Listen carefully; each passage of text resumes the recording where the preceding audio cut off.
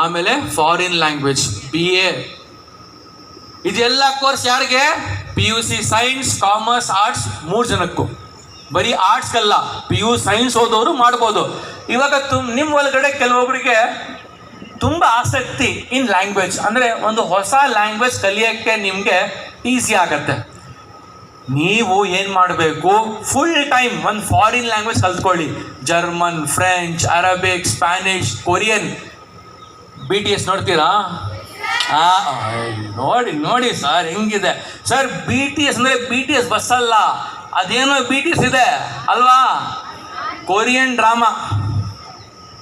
ಅದೇನು ಅರ್ಥ ಆಗತ್ತ ನಿಮಗೆ ಸರ್? ಅರ್ಥ ಆಗಲ್ಲ ಸರ್. ಆ ಸೀನು, ಆ ಪ್ಲಾಟ್ ಅರ್ಥ ಆಗತ್ತೆ ಸರ್. ಸೊ ಕೊರಿಯನ್ ಲ್ಯಾಂಗ್ವೇಜ್ ಇರ್ಬೋದು, ಜಾಪನೀಸ್ ಇರ್ಬೋದು. ನೀವು ಲ್ಯಾಂಗ್ವೇಜಲ್ಲಿ ಚೆನ್ನಾಗಿದ್ರೆ ಕಲ್ತ್ಕೊಳ್ಳಿ. Foreign language expert